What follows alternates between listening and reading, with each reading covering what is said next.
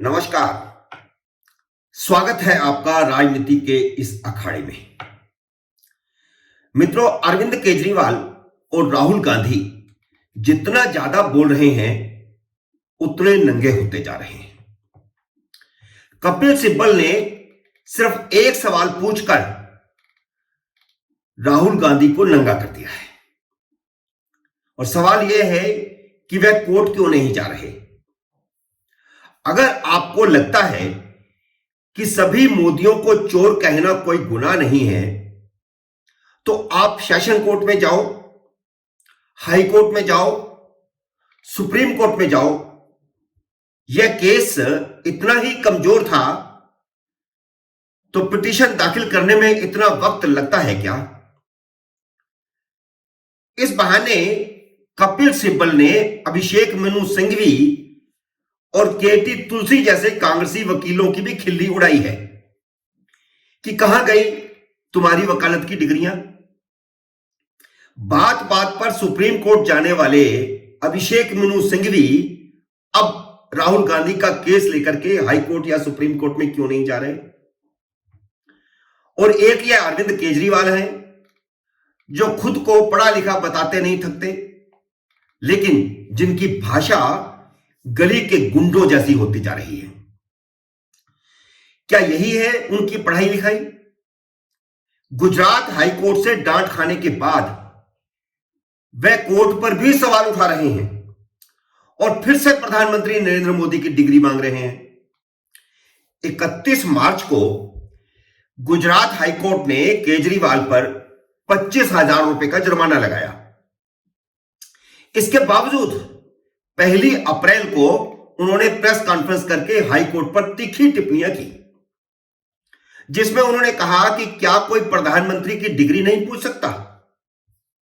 जो डिग्रियां पूछता है उस पर 25,000 रुपए का जुर्माना लगा दिया जाता है। एक दिन पहले संजय सिंह प्रेस कॉन्फ्रेंस करके कह रहा था कि केजरीवाल केस में पार्टी ही नहीं थे, कोर्ट ने उन पर जुर्माना कैसे लगा दिया। और केजरीवाल अगले दिन कह रहे हैं कि जो डिग्री पूछता है उसको जुर्माना लगा दिया जाता है। जिस तरह उन्होंने प्रधानमंत्री को फिर से अनपढ़ कहा और उनकी डिग्री पर फिर से सवाल उठाया है, लगता है उन्होंने हाईकोर्ट का वह फैसला पढ़ा नहीं है जिसमें हाईकोर्ट ने उनकी जमकर धुनाई की है। कोर्ट ने अपने फैसले में 3 महत्वपूर्ण बातें कही हैं। उन्हें आज यहां पर आप सबके सामने रखना जरूरी है क्योंकि केजरीवाल देश को गुमराह कर रहे हैं। पहली बात तो कोर्ट ने यह कही है कि चुनाव लड़ने और मुख्यमंत्री प्रधानमंत्री बनने के लिए किसी डिग्री का अनिवार्य होना जरूरी नहीं है। कानून में ऐसा कोई प्रावधान नहीं है कि प्रधानमंत्री बनने के लिए, मुख्यमंत्री बनने के लिए या चुनाव लड़ने के लिए कोई न्यूनतम डिग्री होनी चाहिए। कोई भी चुनाव लड़ सकता है और अपनी सामाजिक योग्यता के आधार पर, सामाजिक आधार के आधार पर सीएम पीएम बन सकता है। जैसे समाज के अंदर प्रतिष्ठा बनाई, समाज का काम किया, अपनी लोकप्रियता हासिल की, उसके आधार पर लोग चुनाव लड़ते हैं, जीतते हैं, विधायक और सांसद बनते हैं। केजरीवाल को इतना तो पता ही होगा क्योंकि उन्होंने खुद 3 बार विधानसभा का चुनाव लड़ा है और जीता है। हालांकि लोकसभा चुनाव में नरेंद्र मोदी के सामने जाकर के हार गए, करीब करीब जमानत जब्त हुई, लेकिन दिल्ली विधानसभा का चुनाव तो 3 बार जीते हैं। उन्हें तो पता होना चाहिए कि चुनाव लड़ते समय उनसे उनकी डिग्री तो नहीं पूछी गई थी। कोर्ट ने जो दूसरी बात कही है वह यह कही है कि प्रधानमंत्री की डिग्री मांग करना पब्लिक इंटरेस्ट वाला कोई मामला नहीं बनता। जैसे उन्होंने आरटीआई लगाई और उसके बाद लगातार शोर मचा रहे हैं कि पब्लिक इंटरेस्ट है इसमें, तो पब्लिक इंटरेस्ट वाला कोई मामला नहीं बनता, यह कोर्ट ने अपने फैसले में कहा है। देश की जनता को इस बात से कुछ लेना देना नहीं है कि उनका कोई मुख्यमंत्री, कोई मंत्री या प्रधानमंत्री कितना पढ़ा लिखा है। देश की जनता को इस बात से मतलब है कि वह सरकार ठीक से चला रहे हैं या नहीं, उनके हाथों में देश सुरक्षित है या नहीं। और नरेंद्र मोदी को दूसरी बार प्रधानमंत्री बनाकर देश की जनता ने यह साबित कर दिया है कि वह यह समझते हैं कि नरेंद्र मोदी के हाथ में देश सुरक्षित है और वह सरकार ठीक से चला रहे हैं। तीसरी बात जो कोर्ट ने कही वह सीधे सीधे केजरीवाल की पढ़ाई लिखाई पर सवाल उठाने वाली है। केजरीवाल दूसरों को अनपढ़ कहते घूम रहे हैं, लेकिन कोर्ट ने उनको बताया है कि उनकी अपनी पढ़ाई लिखाई कैसी है। और कोर्ट ने वही बात यह कही है कि केजरीवाल को लताड़ते हुए कहा है और अच्छी तरह केजरीवाल को लताड़ लगाई है, केजरीवाल जरा अपना फैसला पढ़ ले। कोर्ट ने कहा कि नरेंद्र मोदी की पोस्ट ग्रेजुएट की डिग्री 9 मई 2016 को यूनिवर्सिटी की वेबसाइट पर डाल दी गई थी।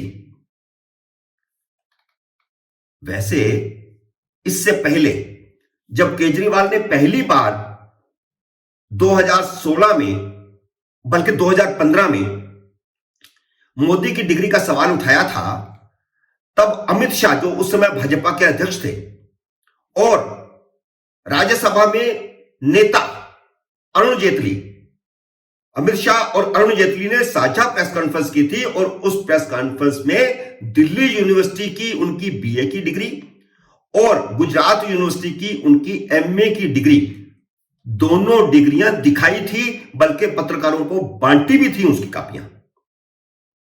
उस डिग्री को आपको चैलेंज करना था तो कोर्ट में करते, जैसे आपके 2 मंत्रियों और विधायकों का यह हाल हो चुका है कि उनकी फर्जी डिग्रियों के कारण उनको इस्तीफा देना पड़ा।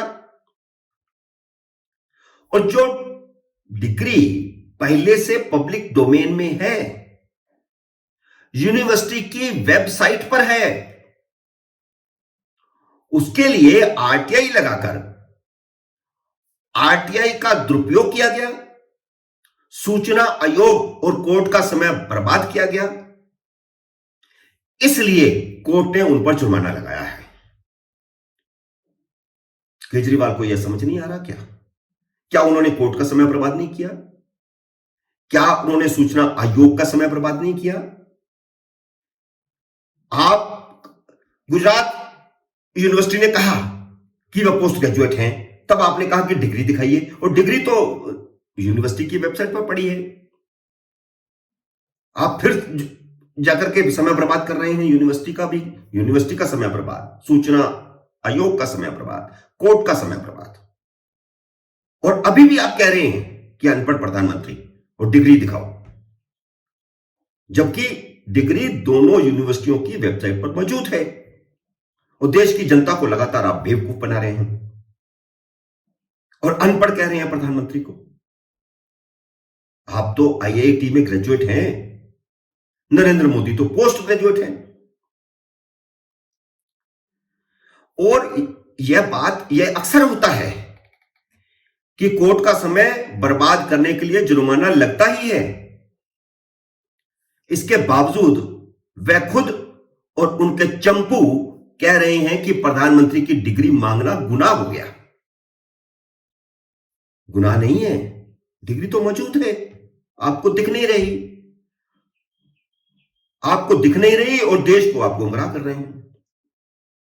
अरविंद केजरीवाल और संजय सिंह ने जिस तरह कोर्ट पर टिप्पणियां की हैं, अब उन पर कोर्ट की मानहानि का मामला भी बनता है। वैसे तो हाईकोर्ट को खुद ही अरविंद केजरीवाल की टिप्पणियों का संज्ञान लेना चाहिए, नहीं तो गुजरात के किसी भाजपा विधायक या वकील को कोर्ट में जाकर के बताना चाहिए कि हाईकोर्ट के फैसले पर अरविंद केजरीवाल ने प्रेस कॉन्फ्रेंस करके क्या टिप्पणियां की हैं। वैसे सिसोदिया के बाद अब केजरीवाल असम में मानहानि के केस में फंसने वाले हैं। मनीष सिसोदिया पर असम के मुख्यमंत्री हेमंत बिस्व शर्मा मानहानि का एक मुकदमा ठोक चुके हैं। उन पर भ्रष्ट होने का आरोप लगाया था, जिस पर हेमंत बिस्व शर्मा ने केस दायर किया हुआ है। सिसोदिया मुकदमा खारिज करवाने के लिए हाईकोर्ट में गए थे। प्रेस कॉन्फ्रेंस करके वह हेमंत बिस्व शर्मा पर आरोप लगाते हैं और जब उन पर मानहानि का मुकदमा दायर होता है तो वह मुकदमा खारिज करने के लिए कोर्ट जाते हैं, लेकिन हाई कोर्ट ने मुकदमा खारिज नहीं किया है। अब वह सुप्रीम कोर्ट गए हैं। सुप्रीम कोर्ट से भी उनको कोई राहत मिलने वाली नहीं है। केजरीवाल ने हेमंत बिस्व शर्मा पर वही आरोप दिल्ली विधानसभा में लगाए हैं जो सिसोदिया ने प्रेस कॉन्फ्रेंस में लगाए थे। हेमंत बिस्व शर्मा ने केजरीवाल को चुनौती दी है कि वह बाहर आकर के आरोप लगाकर दिखाएं, तो वह देखते हैं। और बड़बोले केजरीवाल असम जाकर रैली करने वाले हैं। अब वह रैली में अपना बड़बोलापन दिखाएंगे ही, जैसे वो अक्सर लगातार दिखा रहे हैं, और मानहानि का केस अपने पर करवाएंगे ही। असम की अदालत तो फैसला भी 6-8 महीने में सुना देगी और फिर राहुल गांधी की तरह केजरीवाल भी नप लेंगे। और इस मामले में नहीं नपे तो दूसरा मामला सामने है। शराब घोटाला सामने आने के बाद, खासकर मनीष सिसोदिया की गिरफ्तारी के बाद, केजरीवाल बहुत ज्यादा बौखलाए हुए हैं। इसका कारण यह है कि उन्हें फंदा अपनी तरफ आता दिखाई दे रहा है। विधानसभा के अंदर और बाहर प्रधानमंत्री के लिए वह जिस तरह की अनाप शनाप भाषा का इस्तेमाल कर रहे हैं, जिस तरह उन्होंने संजय सिंह और राघव चड्ढा को कांग्रेस की मीटिंगों में भेजना शुरू कर दिया है, जिस तरह खुद उन्होंने राहुल गांधी का समर्थन किया है, इन सब बातों से जाहिर होता है कि वह बेहद डरे हुए हैं। कहते हैं चोर की दाढ़ी में तिनका होता है। यह कहावत तभी सच्ची साबित हो गई थी जब शराब घोटाले की सीबीआई जांच की सिफारिश होने से पहले ही आनन फानन में केजरीवाल और सिसोदिया ने बैठकर घोटाले वाली शराब नीति वापस ले ली थी। अगर चोर की दाढ़ी में तिनका ना होता तो आनन फानन में वह शराब नीति वापस लेने की जरूरत क्या थी। सिसोदिया की जमानत याचिका नामंजूर करते हुए जज ने अपने 34 पेज के फैसले में जो बात लिखी है, उसको पढ़ने के बाद अरविंद केजरीवाल ज्यादा बौखलाए हुए हैं। अपने 34 पेज के फैसले में जज ने लिखा है कि मनीष सिसोदिया शराब घोटाले के मास्टरमाइंड थे, लेकिन आम आदमी पार्टी के कुछ अन्य लोग भी शराब नीति को प्रभावित करने के लिए जिम्मेदार थे। वह अन्य लोग मुख्यमंत्री के अलावा और कौन हो सकता है?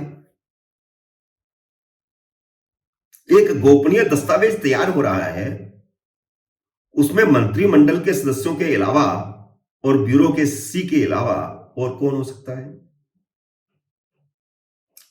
एक गवाह तो कह ही चुका है कि सब कुछ मुख्यमंत्री के घर पर बैठकर होता था। कोर्ट ने यहां तक कहा कि दक्षिण लॉबी को फायदा पहुंचाने वाली शराब नीति बनाने के लिए 90 से 100 करोड़ रुपए की रिश्वत ली गई, जिसमें से 10 से 20 करोड़ रुपया विजय नायर और दिनेश अरोड़ा के माध्यम से पहुंचा। अब ये किसे पहुंचा? सिसोदिया को या केजरीवाल को? ये आगे जाकर के जांच में पता लगने वाला है। और दिनेश अरोड़ा सरकारी गवाह बन चुका है, इसलिए फंदा केजरीवाल की तरफ बढ़ रहा है। केजरीवाल को सीबीआई का सम्मन और फिर गिरफ्तारी भी बहुत दूर नहीं है, इसीलिए बौखलाहट बढ़ती जा रही है और जुबान गंदी होती जा रही है। उम्मीद है मेरा यह विश्लेषण आपको पसंद आया होगा। इसे लाइक करिए और ज्यादा से ज्यादा शेयर कीजिए। मित्रों, यह मेरा नया चैनल है, इसे सब्सक्राइब करके अपना आशीर्वाद दीजिए। उम्मीद है आप तुरंत मेरे चैनल को सब्सक्राइब करेंगे और घंटी का बटन भी दबाएंगे, क्योंकि जैसे ही आप घंटी का बटन दबाएंगे और जैसे ही मेरा नया वीडियो आएगा आपको सूचना आएगी। मेरे नए वीडियो का करिए इंतजार। तब तक नमस्कार।